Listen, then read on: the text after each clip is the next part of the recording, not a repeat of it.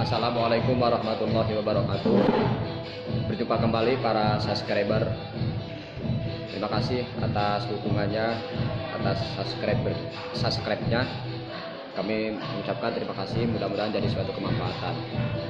Khususnya para tulabah dimanapun berada yang mau belajar di pondok pesantren Manbaul Hasanah, kami silahkan untuk datang ke pondok pesantren Manbaul Hasanah yang bertempatan di Tegal Pelem. Di situ ada MTS NU Tegal Pelem ya, Gabus Wetan, Indramayu. Nah, di sini diceritakan para subscriber, di sini ceritakan ini kitabnya Tafsirul Jalalain ya. Halamannya halaman ke-6, suratnya surat Al-Baqarah, ayatnya ayat ke-30. Di sini menceritakan penciptaan khalifah atau presiden di muka bumi. Kata Allah Subhanahu wa taala, a'udzubillahi minasyaitonir rajim. Bismillahirrahmanirrahim. Wa idh qala rabbuka lil malaikati inni ja'ilun fil ardi khalifah. Sedikit ya, campuran ini sedikit dicampur-campur sama tafsirnya ya. Karena kalau diperinci sedikit-sedikit itu memakan waktu ya, memakan waktu. Kecuali kalau misalkan kaliannya mau benar-benar belajar di pondok pesantren Manbaul Hasanah, nanti bisa diperinci sedikit-sedikit.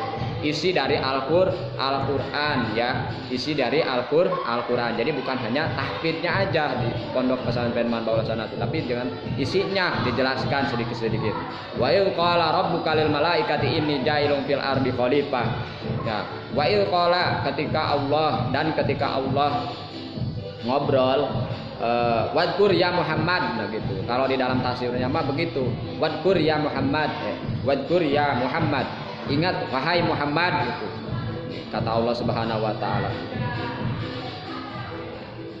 Itu qala ketika ketika ngomong atau bersabda siapa Rabbuka Tuhan kamu lil malaikati inni ja'ilun fil ardi khalifah, kepada malaikat. Allah ngomong kepada malaikat. Ingat ketika Allah Subhanahu wa taala ngomong berbicara kepada siapa malaikat bahwa Allah akan menjadikan khalifah di muka bumi gitu. Terus kata sama malaikat ngomong cerita Allah Subhanahu wa taala begitu tuh dijawab dengan qalu ataj'alu fiha may yufsidu fiha wa yasfiku dima wa nahnu nusabbihu bihamdika wa nuqaddisu lak gitu kata malaikat itu. Kenapa kalau bahasa kita mah ataj'alu, kenapa harus menjadikan mereka yang suka berbuat kerusakan, yang suka berbuat maksiat, yang suka menumpahkan darah, saling membunuh dan sebagai dan lain-lain lah gitu ya. Banyak yang terjadi pertumpahan darah. Kenapa mereka yang harus dijadikan, bukan kami saja yang dijadikan, kata malaikat itu. Sedangkan kami itu, kata malaikat di dalam tafsirnya menjelaskan subhanallah wa bihamdihi gitu. Subhanallah wa bihamdi, subhanallah wa bihamdi. Kami itu suka mensucikanmu ya Allah, suka membersihkanmu ya Allah. Kenapa malah yang engkau jadikan ini khalifah di muka bumi itu malah mereka ya Allah gitu.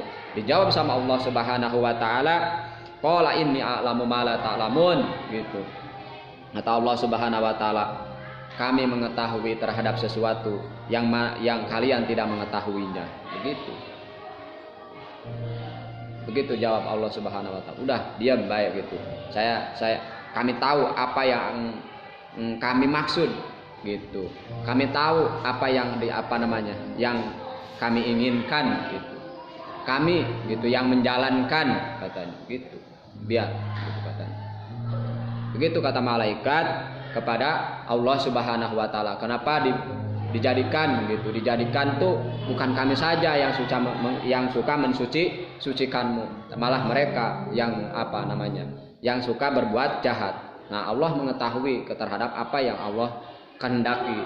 Karena di antara manusia yang suka berbuat dosa, tapi kalau misalkan berbuat dosanya tidak disengaja atau langsung berbuat maaf-maafan, meminta maaf gitu, kan itu mah baik gitu, walaupun udah berbuat maksiat gitu. Kalau tobat ya insya Allah menjadi baik. Berbeda kalau misalkan orangnya berbuat jahat tapi tidak mau tobat, tidak mau mengakui kesalahannya.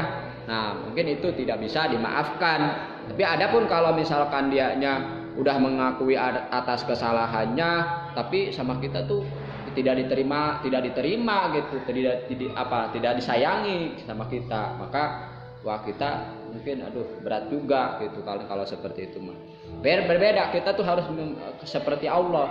Mereka manusia tuh berbuat dosa, tapi tetap kalau manusianya berbuat dosa, terus manusianya meminta maaf kepada Allah Subhanahu wa taala, maka maafnya diterima dan dimasukkan kemana? Ke surga. Berbeda, ada katanya dimaafkan tapi dimasukkan ke neraka. Katanya dimaafkan tapi dimasukkan ke neraka. Nah, kan aneh, ya kan? Atau kalau di dalam hubungan rumah tangga mah katanya disayangi. Katanya disayangi tapi diputuskan. Katanya sayang tapi diputuskan. Katanya dimaafkan tapi diputuskan, dibuang. Nah, itu ada nggak sifat Allahnya itu? Ada nggak? Nggak ada. Ya.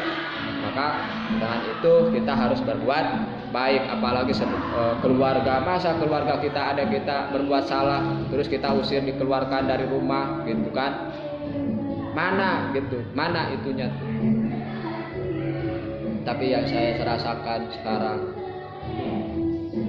dari mulai ibunya sampai ke anaknya tuh sama. Pernah dulu tuh kayak astagfirullahaladzim, bukan berarti mencuri katakan ya, tapi ini mah pengalaman gitu. Pengalaman pernah diusir sama orang tua, pernah diusir sama ya keluarga, sampai sekarang ya nasib harus begini.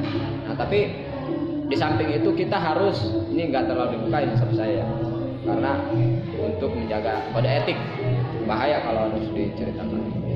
Ya, jadi kalau misalkan ada orang yang meminta maaf ke kita, maafin saja, maafin kalau berbuat salah. Bahkan dicontohkan oleh Nabi Muhammad SAW, orang yang berbuat jahat itu sama Nabi Muhammad SAW dibalas dengan kebaikan gitu. Ya, dibalas kebaikan. Dan mungkin cukup sekian dulu, terlalu kepanjangan. Wassalamualaikum warahmatullahi wabarakatuh.